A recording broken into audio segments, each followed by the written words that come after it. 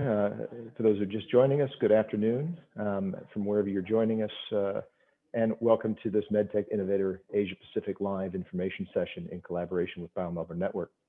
My name is Jeff Malone. I'm the CEO of BioMelbourne Network, and it's my great pleasure to be here today to open the event.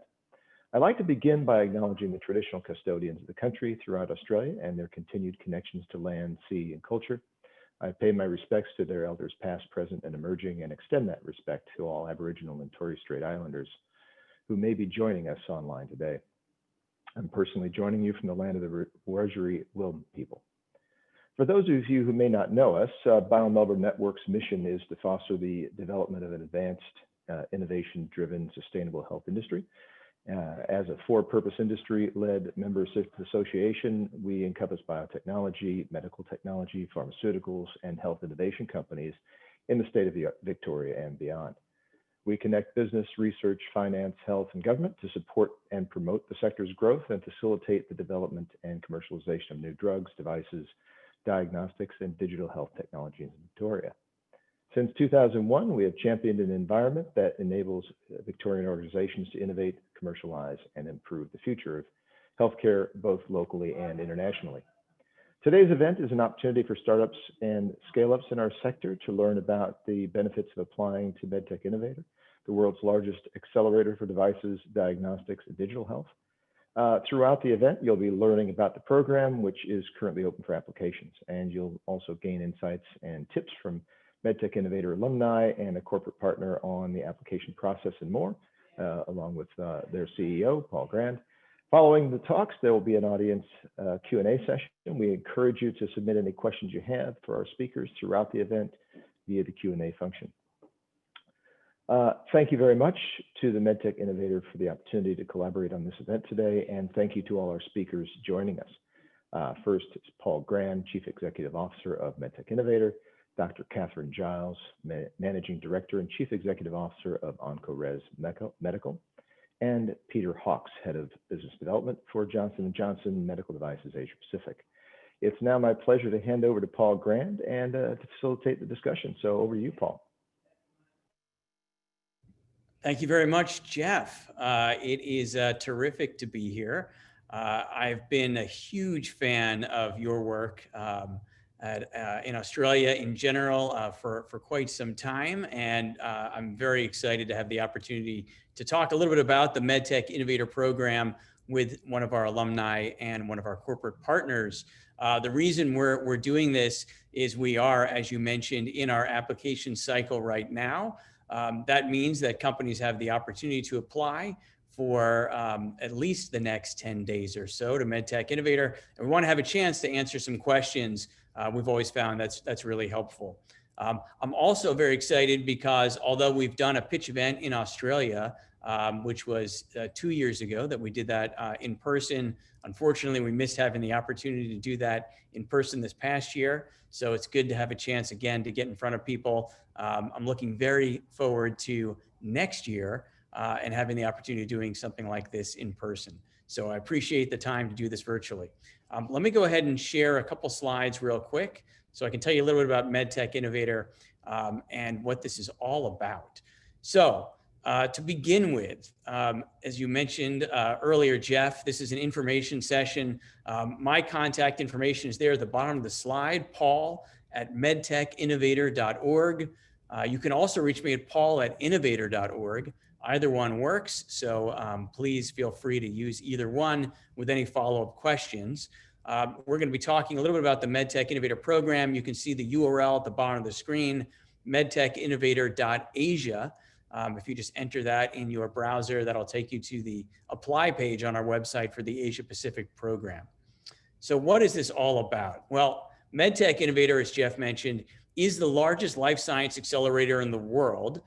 We've been doing this now for 8 years. We're very excited to have reached this scale because it gives us the ability to find great companies, great startups, and make sure they get the visibility they need on the world stage. And you see some pictures here on the slide over here next to me. This is from our 2 cohorts from 2019 and 2020 in Asia Pacific. We are a nonprofit and we don't take equity in the companies that we work with.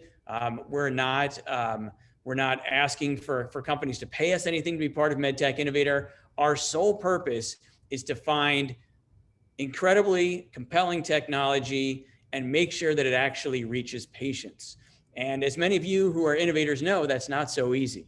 And so we do this in a very careful way. We run a process that isn't just a particular pitch event. This is a program that runs all year long. And when we finish this year's program, we start it immediately for the following year. If you look at the bottom of the screen, you'll see some of the corporate partners in the MedTech Innovator program. So they're companies like Johnson & Johnson, Olympus, Nipro, Align Technology, Siemens Healthineers, Enterprise Singapore, Oliver Healthcare Packaging. These are some of the companies that have been sponsors in this most recent program in 2020. We're also partnered with APAC Med, you see in the corner. And on the screen, you see the 2 graduating cohorts. One of them was virtual this past year. 2 years ago, you can see it on a stage at the annual MedTech Forum, which is hosted by the APAC Med organization every year. In Singapore, we believe, we're hoping this will be in person again this year. So if the graduating class of 2021 does this in person, you might be on the stage that you see here in front of you. But the idea is to put great startups in contact with the industry leaders, because it's the network, it's the ecosystem that helps people succeed. I'll tell you a little more about our ecosystem. Some of the stats you see here on the screen, one of the best ones is that we have 340 alumni company in our program, in our network, and these are from all across the world. And the reason that's so important is this gives you an opportunity as a startup or a scale up to tap into peers who've been down the same road that you're going down, who maybe just finished a clinical pilot, or maybe who have their product in the market, and maybe you have questions about the market they're in. So you're based in Australia and one of our peers is in Japan, and you want to ask them about some of the things about market access. They're there to answer questions for you. So we've got this great opportunity for you to connect with a peer network of the leading companies in the entire industry in terms of startups and scale-ups. And one of the things that's so great, this last year, Silicon Valley Bank did a profile basically on all of the top accelerators. They looked at 11 incubators and accelerators. The top incubator on the list was JLabs, and the top accelerator on the list was MedTech Innovator. And they noted that we were the most, I'd say, prolific in terms of funding for our portfolio, meaning that our portfolio had more funding events than any other one from any other accelerator in the entire world. Our companies have raised over $2 billion in follow-on funding since they go through MedTech Innovator. We've had, at this point, over 4,000 companies apply, which is fantastic. But as you see, we've down selected to 340 companies that have been in our program. We've had 13 acquisitions, 2 in the last week alone. So that's pretty exciting. Also, you see the stat where it says 200 plus reviewers, judges, mentors participate. That's really important because we invite people to pitch our partners and investors and customers as part of a series of pitch events that will be coming up in the next several months. Even if we don't advance you to be part of our program, you'll have an opportunity to pitch people who might invest in your company, who might want to partner with you, who might want to buy your products. So that is a really amazing opportunity. And so we basically have at least double the number of companies that will be in our program who are invited to those pitch events. So that is a really terrific opportunity. A little more about what's involved in the program briefly. I like to say that we are super startup and scale up friendly. What I mean by that is there's no equity or participation fee for being in MedTech Innovator. We're completely agnostic to geography. It is a virtual program, although we invite you to an in-person event, at least at the end of the program this year, assuming that is in person. But we don't want to make you relocate to be part of MedTech Innovator. You get to stay where you are. That's very important to us. We want to make sure that, whatever you're doing, you have a chance to keep doing it.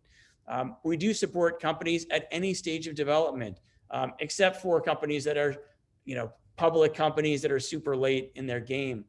We like to say basically companies that have raised up to a Series C round, so ABC round, up to a C round of financing will benefit from being part of MedTech Innovator.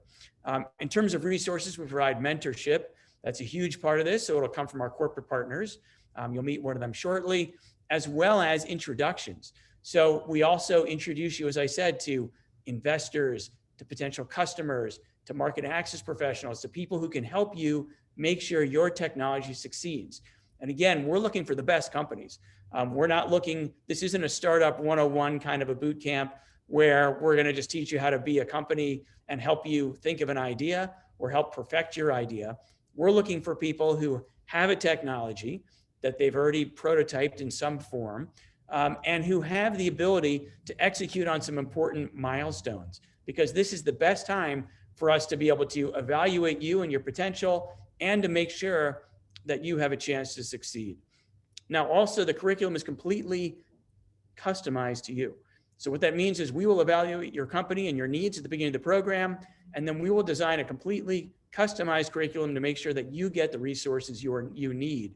The whole idea here is to supplement what you have in your local ecosystem. So just because you might have been in another accelerator locally, or because you have a great local ecosystem, we can bring you a much larger global ecosystem. And that's what we're really trying to do here. We will be giving away non-dilutive prizes this year, $300,000 US to the participants of our Asia Pacific program. We'll also be giving away incubator space at JLabs in Shanghai, as well as in-kind services from some of our partners. And as I mentioned before, a global peer network. So no better way to really talk about some of these benefits than to talk to people who are very involved in the program. So we're going to spend the next little bit talking to one of our alumni and one of our partners. So I'm going to go ahead and briefly just introduce them, and then I'll let them give you a longer introduction for themselves. But I'm very excited for our panelists. First, we'll have Dr. Katherine Giles, who is the Managing Director and CEO at OncoRes Medical. Cath was in our MedTech Innovator US program, even though she's from Australia. She was actually in the US program. But she has a great deal of knowledge about how our overall program works. What we do in our US program is basically the same thing that we do in our Asia Pacific program. So she'll be able to share some tips as well today. She was also an investor before, so she's got a number of unique lenses as not only the startup CEO, but also as someone who's been on the other side as an investor. And then also we have Peter Hawks. I've been really lucky to work with Peter for the last several years. He's head of business development for Johnson & Johnson Medical Devices, Asia Pacific. He'll tell you more about himself as well in a moment. So I'm going to stop my share. If both of our panelists could unmute themselves, I'll go ahead and maybe start with Cath.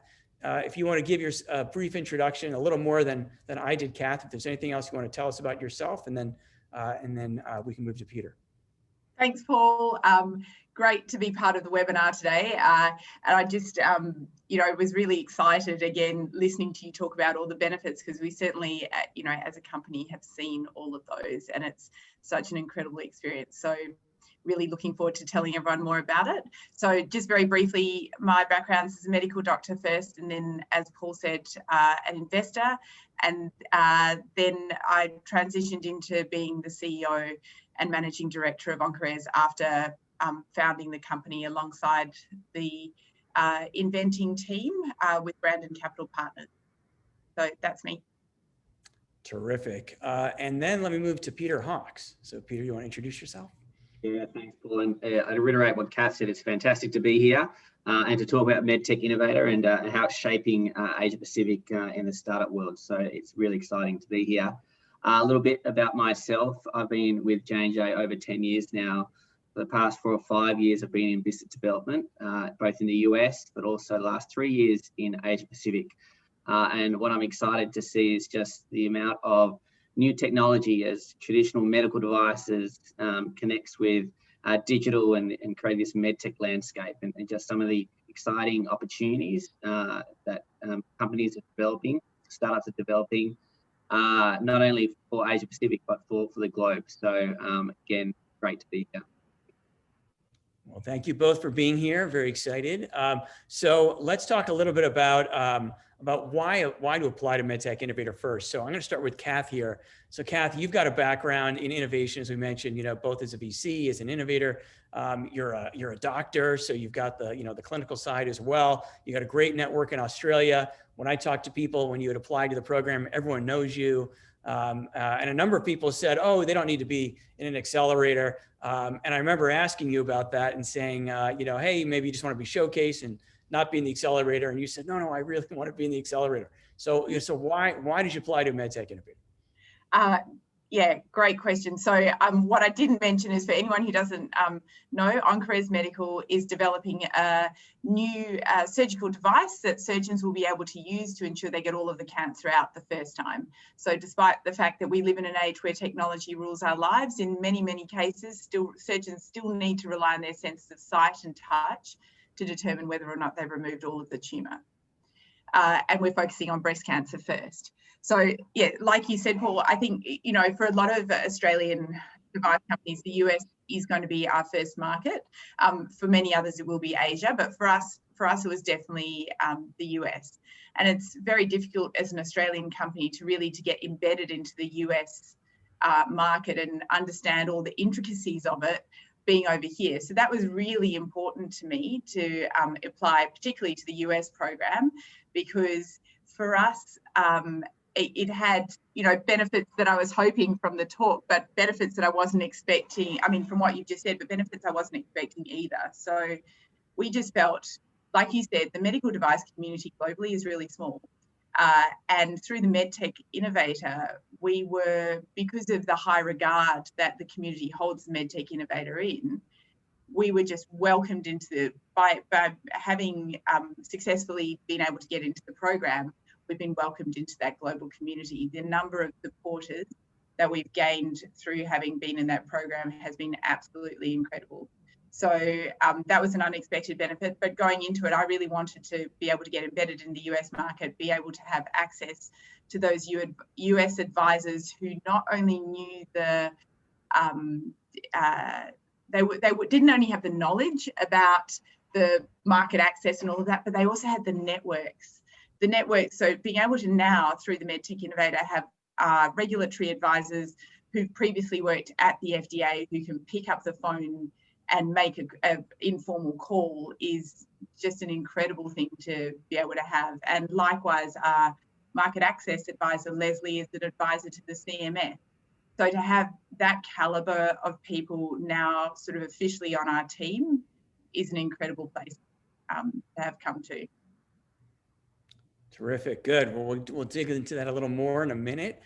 Peter, let me move over to you. So Johnson & Johnson is just an incredible partner for not just us, but for many, many others in terms of innovation.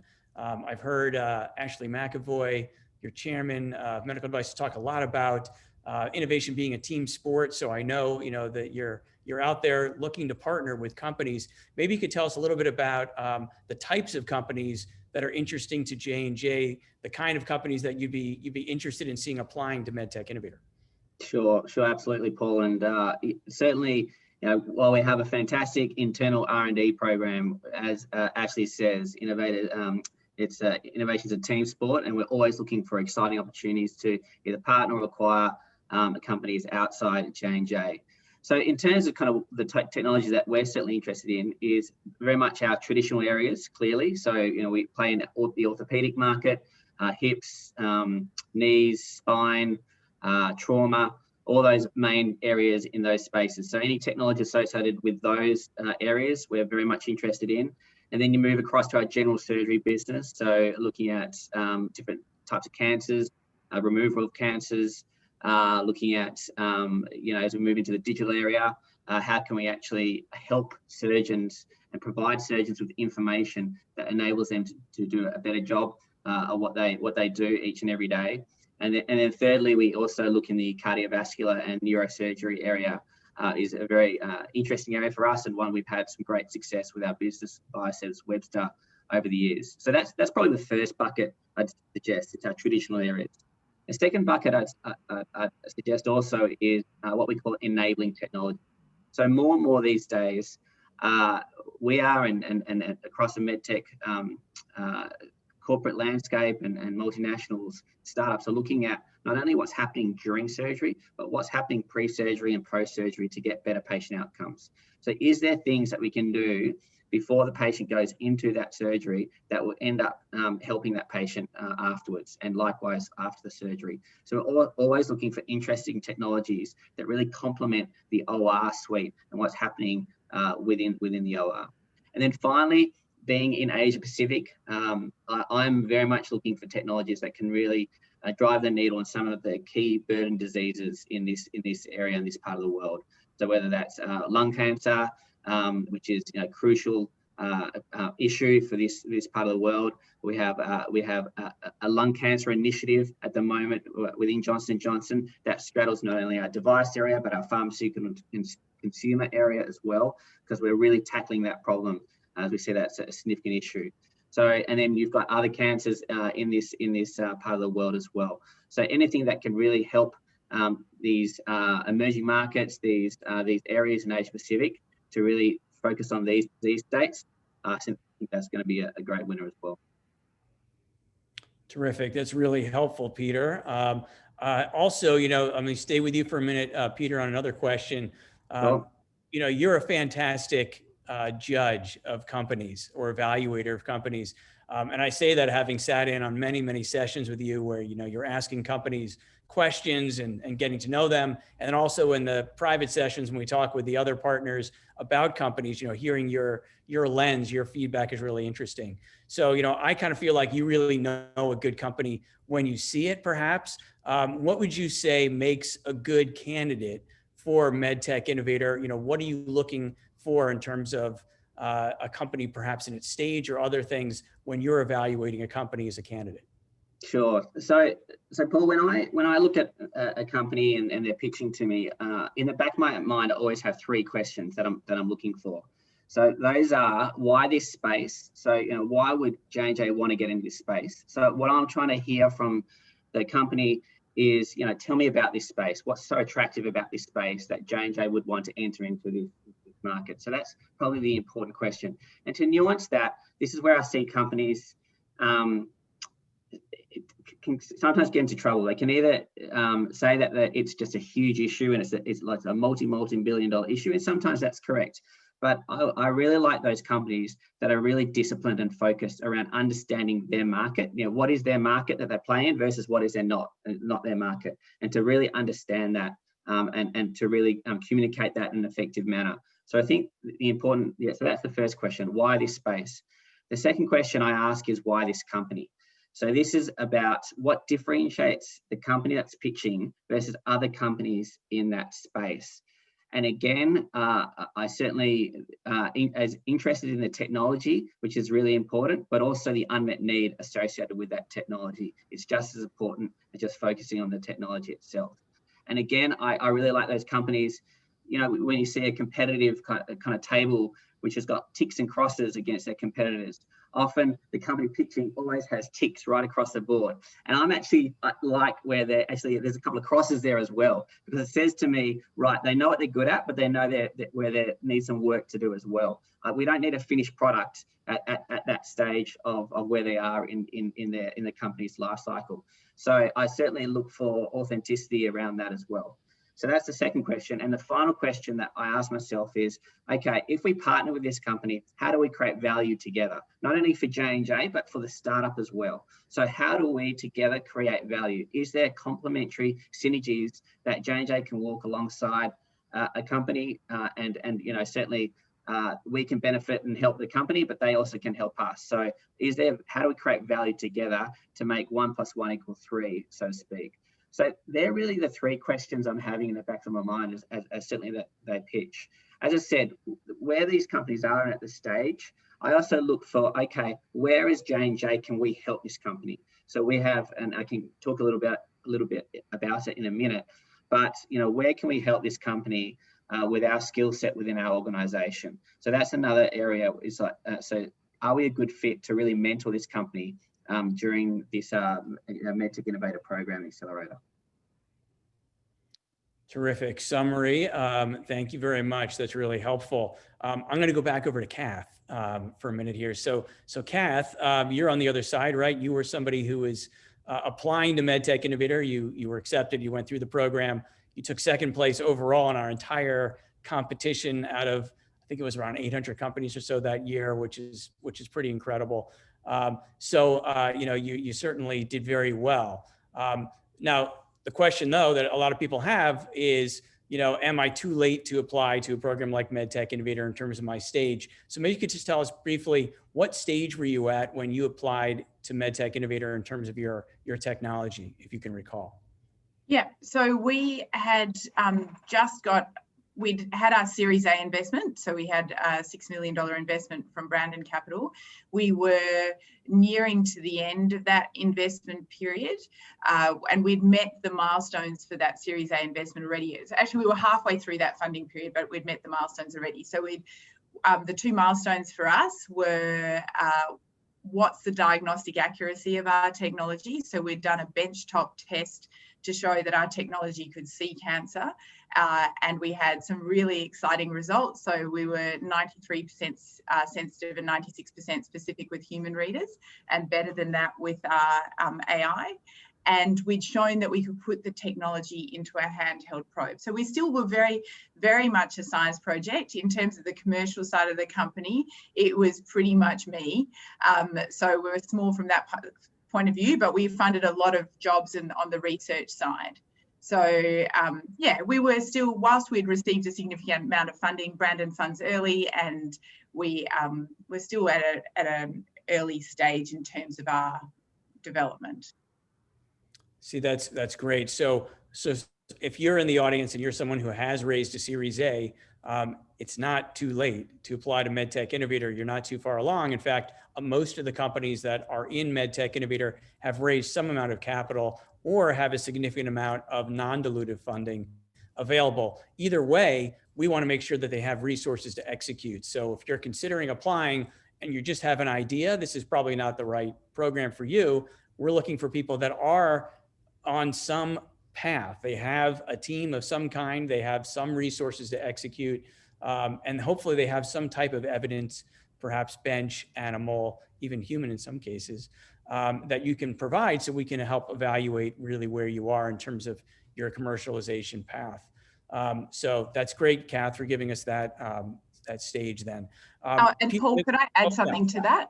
I guess I just remembering the boot camp that we had in June and standing up, I think we all got lined up. So the 24 companies got lined up in terms of how many employees each of us had. And it went from 1, and I think we were near the end of the line. So we had 16 people funded by OncoRes's financing. And then I think we had someone who was up to 25. So I guess that shows the breadth. And all of the advisory, like you say, it's all tailored. So it very much was a fit for purpose for the stage that everyone was at, which was fantastic.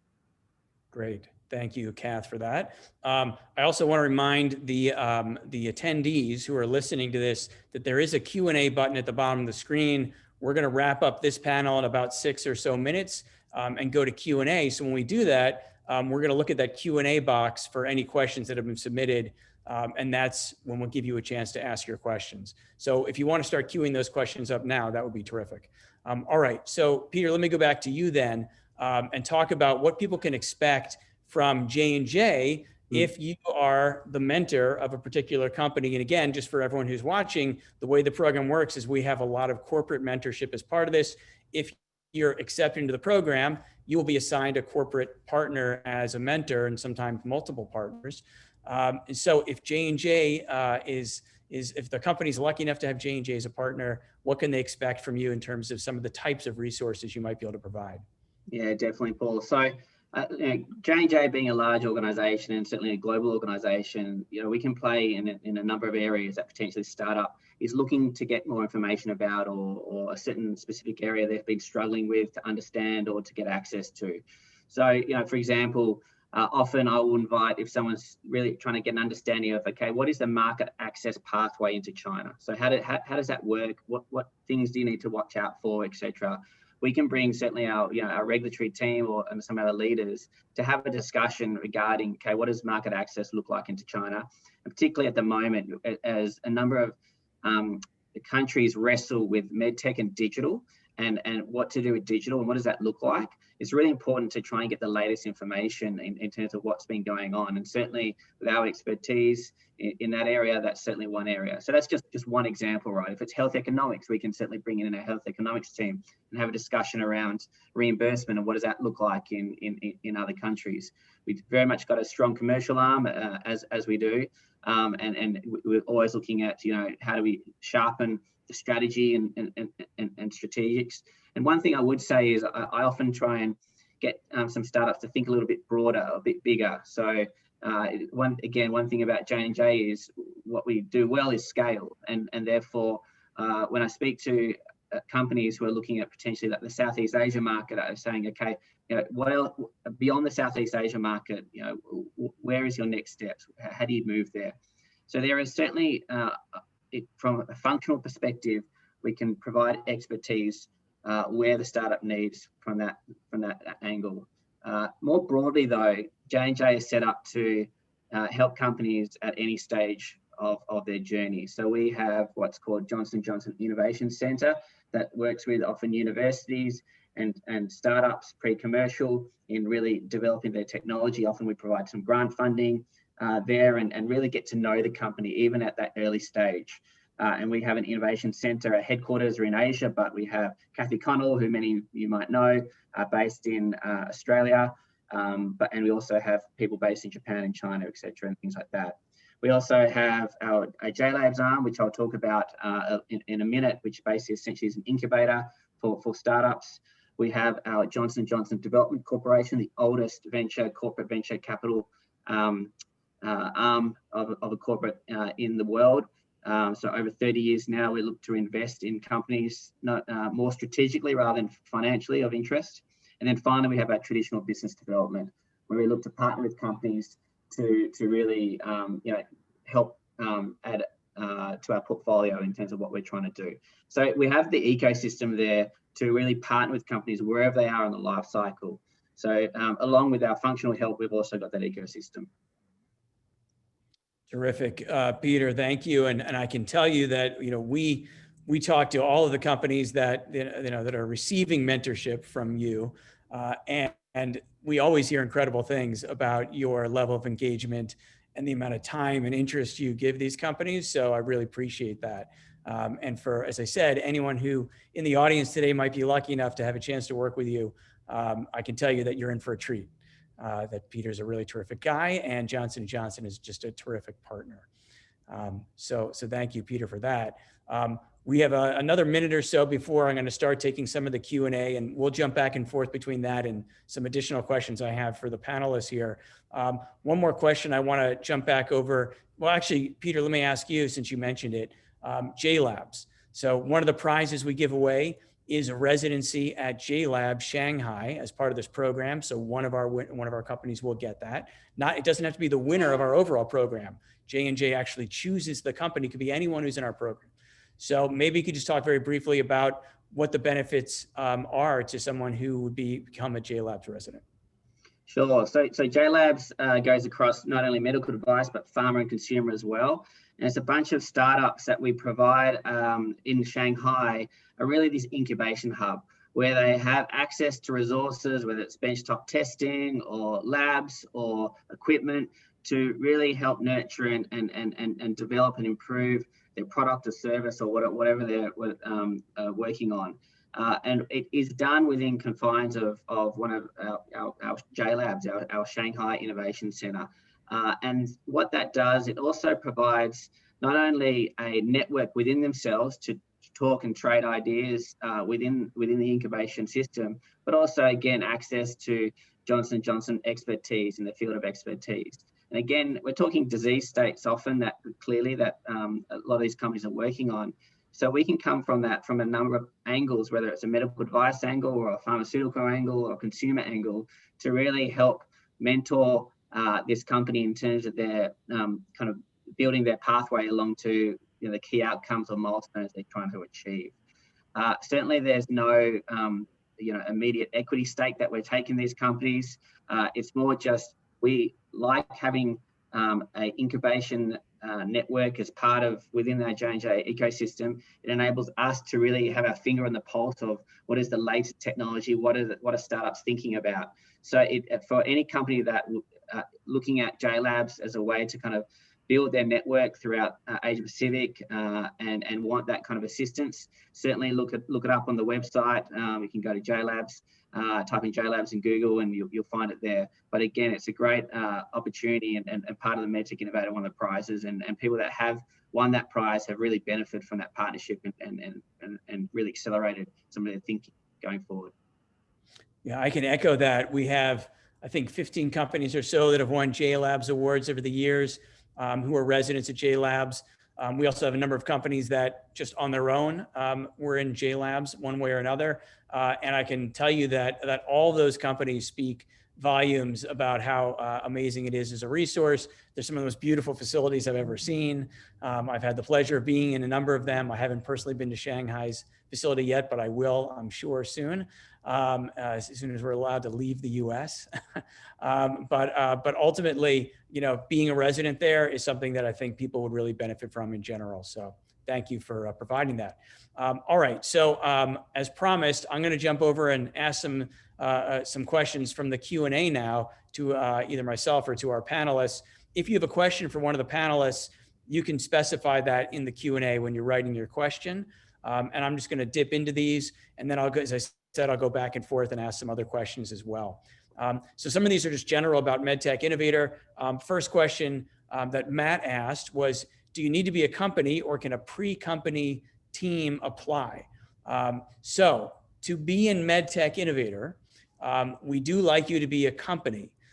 There are occasionally, and I say like maybe, one company each year, sometimes two, will still be at a pre-company stage where maybe they're spinning out of a university and they haven't officially formed the corporation yet. That's pretty rare. And we almost always only do that if one of our partners kind of insists on it. So in other words, if we were to go back to Peter, let's say, and I said, hey, I know you really like this team and this technology, but they're not even a company yet. And Peter says, we love these guys, we want to work with them, we'll take them.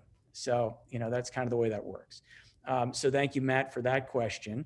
Another question, let's see, from Hitesh was, can you apply for both the US and the Asia Pacific programs?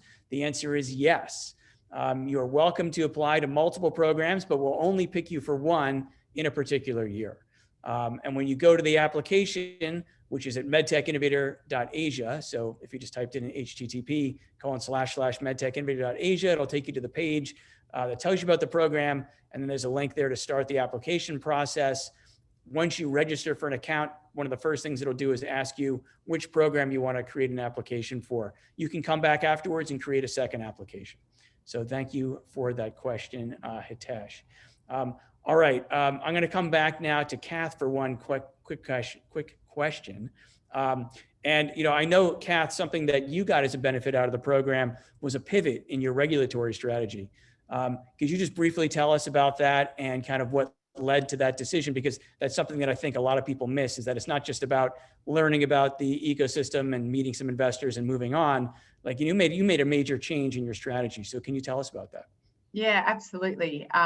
So I think, when we went into the investment initially in 2016, we very much were progressing a 510K strategy through the FDA because that was very much open to us. We had pre-submission meetings with the FDA, but there've been a number of changes in the US landscape that we probably wouldn't have been as aware of if we hadn't participated in the MedTech Innovator, and particularly because for our device there is currently no reimbursement code that we could slip into. So that was created a lot of angst for us, really, because we were planning on going through a 510K pathway where we were going to say we're the same as everyone else, and then try and turn around to the create evidence post once we were on market and turn around to the reimbursers and say, no, actually we're different.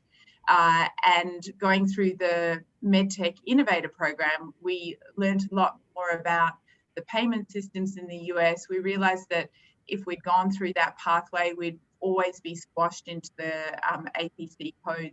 So targeting breast cancer, it's mostly in ambulatory surgical centres. There is, you know, a code that accounts for all of the costs of that surgery, and we'd always be stuck inside that code. New rulings in the US have meant that we actually would never have had the time. There's sort of a 2 to 3 year limit. We would never have had the time to collect the clinical evidence that we needed to satisfy the reimbursers. So we're going to leave all of the commercial value for our technology on the table. Through Paul and the team, we got team paired up with a number of incredible advisors, and the advice across the board was the same. We were not going to realise the commercial value that our technology had by pursuing that pathway. So we, over this year, we created a case to present to our board, and we've switched to a market access strategy focusing on the PMA pathway. And, you know, there've been a number of which has been fantastic for us. That's what we're doing. It's going to enable us to collect all of our clinical evidence before we get on the market, but it also allows us to have access to pass-through payments because of the PMA pathway. So certain elements of the PMA pathway will help reduce our reimbursement risk significantly once we're on market. Terrific. Thank you for that, Cath. And I would apply that same logic that you went through to our APAC program, and that in our Asia Pacific program, we'll have times where there'll be a startup who's thinking about a particular regulatory path in China or Japan or Australia or somewhere else. And again, they'll hear through our program that what they're planning on doing and what they're raising capital to do may not actually work. So it's really good to have those kind of resources available when this is it, right? This is really your shot. And the last thing you want to do is spend 5 years, 7 years, whatever, going through that process only to find that you don't have payment and customers on the other end. So I'm glad you gave that example, Cath. Thank you. Yeah, and I'll definitely be going through the APAC program and applying again, Paul, when we start thinking about going into the Asian markets. Good. I'm glad you're going to do that. We'll be happy to see your application. Let me just quickly jump over to a couple more questions here in Q&A. So one of the questions from Natalie was about, if we apply too early and don't get in, can we apply again the following year? Absolutely, Natalie. We have companies year after year who apply. We've had companies that applied, I think there was one in particular who applied 2 years in a row, and we didn't accept them. Again, not because they weren't a good company, but because they weren't a fit for one of our partners, which I'll mention a little more about in a moment. And then in the third year, not only do they get into the program, but they won the entire competition out of all the companies. So that is something that you need to know, that you are welcome to apply year after year. And a little more on what I just mentioned, that being a fit for our partners is a criteria for the program. So you may have a terrific company. We may even invite you to pitch us. But if ultimately one of our partners doesn't select you as being a company that they would like to mentor, then we're not going to accept you. However, you may have gotten, as I said, in front of all sorts of people who've never heard of you before, and you'll get a lot of feedback in the process that'll be very helpful. We actually give feedback to every one of the companies.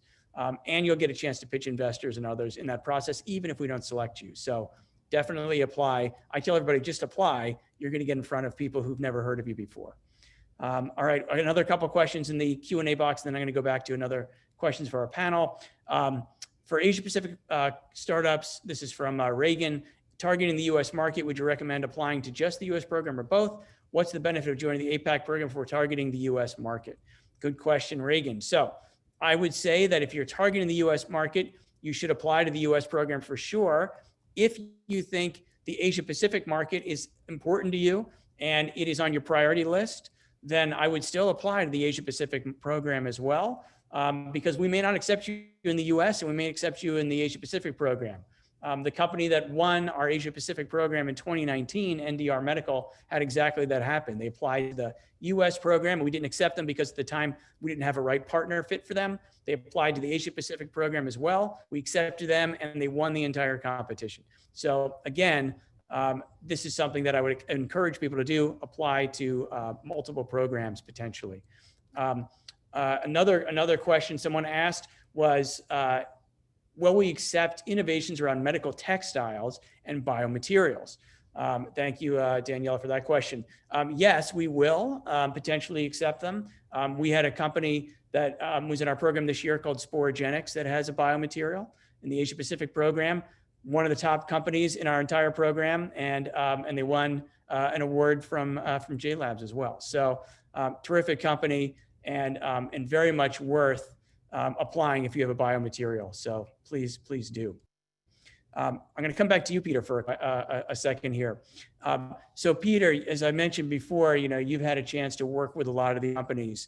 Are there any tips you can give, other additional tips that you want to give people about applying? You gave some things you said before about not ticking off every single box, maybe on the competitor slide. What are some of the things that people forget about, perhaps, when they send a presentation or when they fill out their application that you typically come back and go, God, why didn't they put that in the presentation? So what are some of the things that either people miss or other tips? Yeah, I touched on it a little bit earlier before. Often, and understandably, people get really excited about their technology, and they can often jump straight into describing their technology and going into the nuances of their technology, which is all good, and it's very much in the how, right? But I'm always interested in making sure people spend enough time describing the unmet need and spending a lot of time unpacking that. And the best companies that I've seen pitch are people that really spend a lot of time unpacking that unmet need. And that really tells me, yes, they really understand their market, they really understand their patient, their customer, and really focusing on that. Certainly the technology is important and how that works and how that differentiates to others, but really unpacking that unmet need and spending a lot of time in that, I can't underestimate how important that is. So certainly I would focus on that.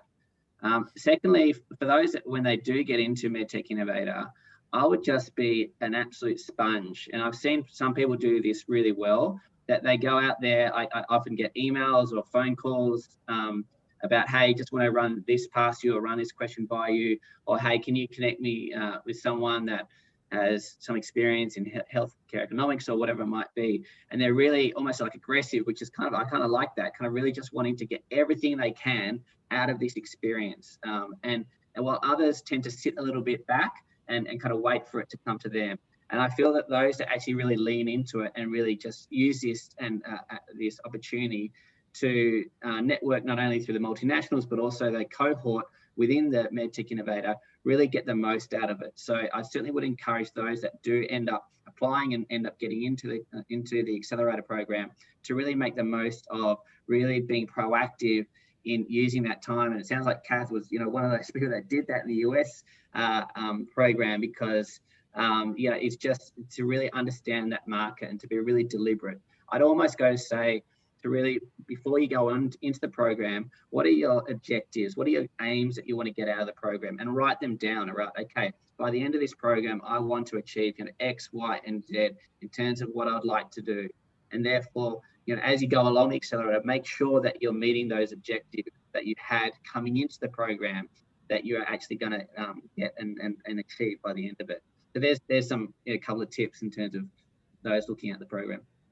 Yeah, those are great tips, Peter. I echo what you say, that there are people who get into this program and they have the best intentions, and then they get busy and they just, as you said, they kind of sit back a bit. They don't take advantage of the resources. They're not aggressive enough, and they don't get everything out of it. And we'll tell them, hey, you're missing opportunities here. And they'll say, oh, we had something come up and we've been really busy. And I understand that, these are people who are building businesses, but this is kind of a once in a lifetime opportunity to have someone who might be your partner down the road tell you what you want, what they're going to want to see in your product, tell you how to make your product better, tell you how to make that product a better fit for them potentially, and ultimately to add value to the product so that when it eventually does hit the market, it's going to be as successful as possible, and it's not going to sit on a shelf somewhere. So we really encourage people to use these resources, to take advantage of this opportunity, to reach out and make these connections. These are people that will be your champions, whether in their organization or in other contexts for years to come. I've seen many companies on the JLabs side, companies that have been through JLabs and have been part of MedTech Innovator, who J&J will feature in a story on their website and talk about that particular technology, or when they bring investors or people into the JLabs, they've called on our alumni and said, hey, will you come out and talk about, what your company does and what it's like to be here.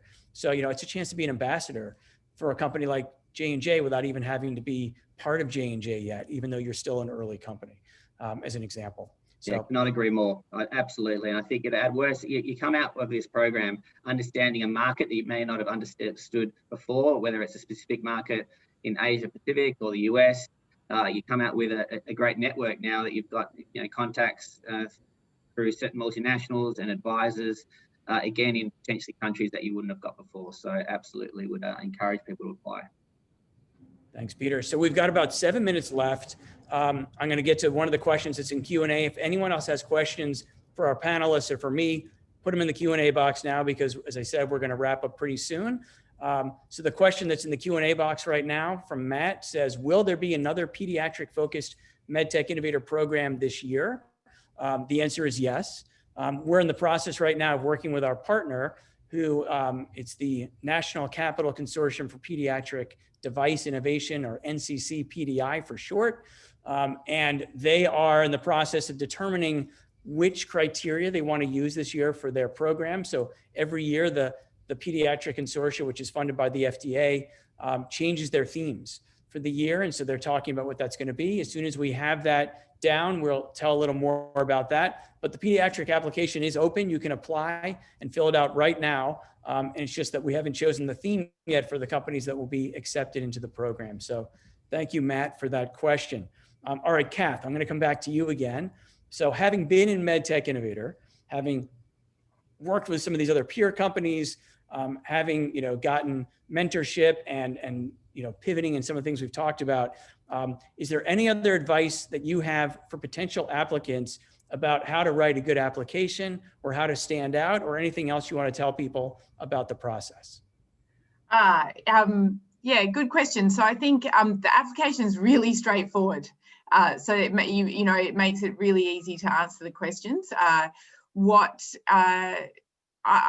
Hard to say in terms of standing out, because that was, I guess, up to what the judges saw. I think one of the important things that's been touched on is, like both Paul and Peter said, people who get chosen are chosen by the industry partners.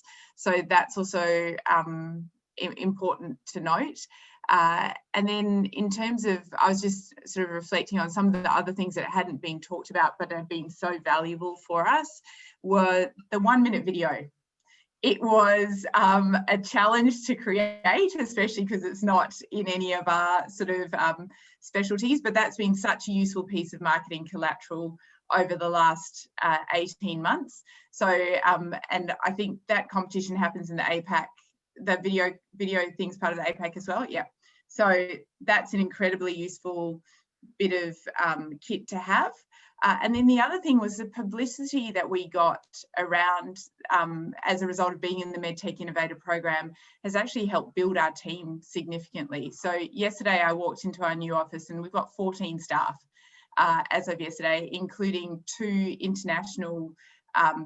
people who have experience internationally that I'm just so stoked to have in my team in Perth. So we've got Simon, who's joined us as CEO, who is also investor from the IP group, biomedical engineer, 16 years experience as an operating partner for them. And then Tom, who was global marketing lead for Abbott, who are the only large medical device company who have an OCT based product. So and he wouldn't have found us. He was moving back to Perth, wouldn't have found us if it hadn't been for the publicity that we had as a result of MedTech Innovator. So there've been the board members and other advisors that have joined us in the US. All of that's been incredibly valuable for us as well. Thanks, Cath. And in fact, not only did you get a lot of visibility, in the industry, I remember, I think Virgin actually retweeted one of your tweets, right? Virgin Australia. Oh, Qantas did, yeah. I'm sorry, Qantas. Excuse me, Qantas. I got that wrong. Sorry, Qantas retweeted one of your tweets. So you got some great national attention, right, from that as well, or international attention. Yeah. But yeah, no, seriously. I mean, you had great visibility. People all over the world know about OncoRes as a result of our program. I was really happy we were able to do that, but we couldn't have done it without you applying, to the program. So again, that's why people have to apply And I know also you've had a chance to meet some great peers along the way who you've stayed in touch with, Yeah. from your program, from your cohort, and they've even visited you in Australia in some cases. So I'm glad Absolutely. that. And it's so exciting to see them all succeeding as well. That it's definitely, sometimes you can feel like you're very much on your own. And so to have that great community of similar stage companies and getting to watch their success is definitely always something that's super encouraging. Great. I'll mention also, just for clarification on the video that Cath mentioned, you don't make that video to apply to MedTech Innovator, you make it during MedTech Innovator. And we'll give you resources and explain to you how to do that. But it is one of the things that all of our companies come back and tell us afterwards, that the video we help them make winds up being one of their best assets. If anyone who's watching this goes to our website and navigates under the Asia program or US program and kind of drills into the menus, you'll see a link to the videos. These videos look like they were made by huge corporations for huge budgets, and they're almost always made for virtually zero. Sometimes people spend $1,000 or something on them. It depends on the company, but they're amazing. You have to watch these videos. Kath's video from OncoRes was just incredible. And I remember you had a chance to film that in the OR, I think was one of the first places where you worked as a resident or something. Is that right? Yeah, and it's also where my second daughter was born as well. So it was, kind of hilarious to be back in the same theatre. That was really cool. So Peter, let me just close with you here. Any closing tips or anything you want to close out with again for the audience? You know how you have those moments where you go, oh, do I have time to apply, or should I do it, or I'm so busy creating this business. And I can completely understand that. As a startup, and I'm sure there's a lack of resources and you've got so much on your plate. But I would absolutely just encourage to just block aside a couple of hours to apply for this. And it may not take a couple of hours. It could certainly be shorter than that. But certainly the investment that you'll get back on applying this, and if you get in, is going to help your business. It's going to help you take the right turns in terms of going forward. It will save you many hours in the future and really act as a guide. So I would certainly encourage you, if you're on the border of thinking, do I or don't I certainly would just spend some time, because certainly it's going to pay off in the long term, as certainly Cath has reiterated today. So absolutely go for it. Thank you, Peter. I appreciate that. So Peter, Cath, I really appreciate both of you spending some time with us today. We don't get to spend enough time together, and I'm glad we had a chance to do it in this forum. So thank you both for that. And also Jeff Malone and Joe O'Brien and Vicki Jones, who helped put this together from BioMelbourne Network. Really appreciate all your time and energy in doing this. It's terrific to work with you, and we're very excited to have this opportunity to tell people in your network about MedTech Innovator. So Jeff, back to you. Thanks, Paul. Thanks very much. And thank you also to Dr. Katherine Giles and Peter Hawkes for sharing your insights and tips on this great accelerator program. I've personally been watching the MedTech Innovator for a number of years at events around the world, and working directly with them for the last several years, sitting on judging panels and mentoring companies within the cohorts.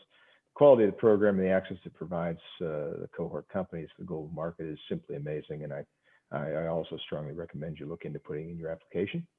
As mentioned, applications for the 2021 cohort are open now and will close on the 31st of January. So please jump onto the MedTech Innovator website as shown here to find out more. So that concludes our session. Thank you everyone for attending, and have a great afternoon or morning or evening from where you're joining. Thank you. Bye. Thank you, Jeff. Thank you, panelists. Thanks, guys. Great seeing you, Peter. Great seeing you. Bye. Yeah, likewise. Thanks all.